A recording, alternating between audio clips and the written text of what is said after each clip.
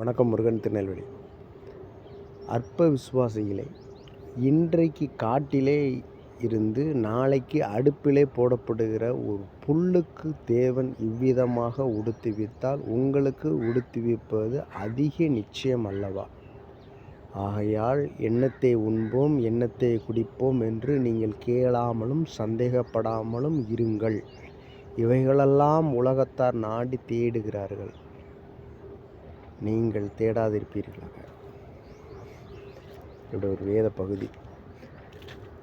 காலையில் பறிக்கக்கூடிய ஒரு புல், இது காஞ்சிச்சுன்னா அந்த புல்லை அடுப்பில் தூக்கி போட்டு எரிக்கிறதுக்கு தான் ஆகும், வேறு எதுக்கும் அது பயன்படாது.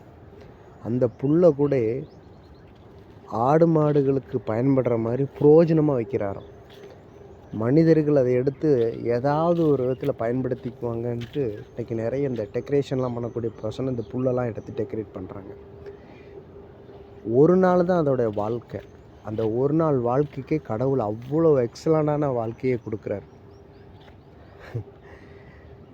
நான் உன்னை எக்ஸலண்டான வாழ்க்கைக்காக அழைச்சிருக்கிறேன்.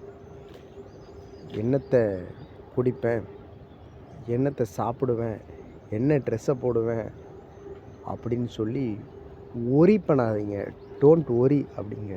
கவலைப்படாது இருங்கள், சந்தேகப்படாமல் இருங்கன்ற. ஏன்னா ஒரு நாள் வாழ்க்கை கொடுக்குற ஒரு விஷயத்துக்கே நான் அவ்வளோ கேரிங்காக அதை அழகுபடுத்தும் பொழுது, ஏன் சாயலின்படி கடவுள் சொல்கிறாரு, என்னை போல் நான் அந்த பூமியில் உன்னை உண்டாக்கியிருக்கேன், உன்னை வாழ வைக்க, உன்னை எக்ஸலண்டான லைஃப்பை கொடுக்கறதுக்காக நான் வச்சுருக்கிறேன். நீ ஏன் கவலைப்படுற, என்கிட்ட கொண்டு வா அப்படிங்க.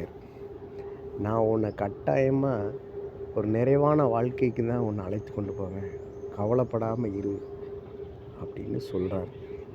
நம்புங்க. உலக மனிதர்கள் அலையிற மாதிரி அலையாதீங்க, கஷ்டப்படாதீங்க. என்னை தேடுங்க, நான் உங்களுக்கு நிறைவான ஆசீர்வாதத்தை தரேன் அப்படின்னு சொல்கிறார். கடவுளை தேடுங்க, முதலாவது கடவுளை தேடுங்க. அவர் சொல்கிறாரு, நான் உன்னுடைய நிறைவான ஆசீர்வாதத்தை நான் உனக்கு தர தயாராக இருக்கேன். அவருடைய நிறைவான ஆசீர்வாதம் ஒவ்வொருத்தருக்கும் உண்டாகணும் அப்படின்றது என்னுடைய ஆசை. Okay, God bless you.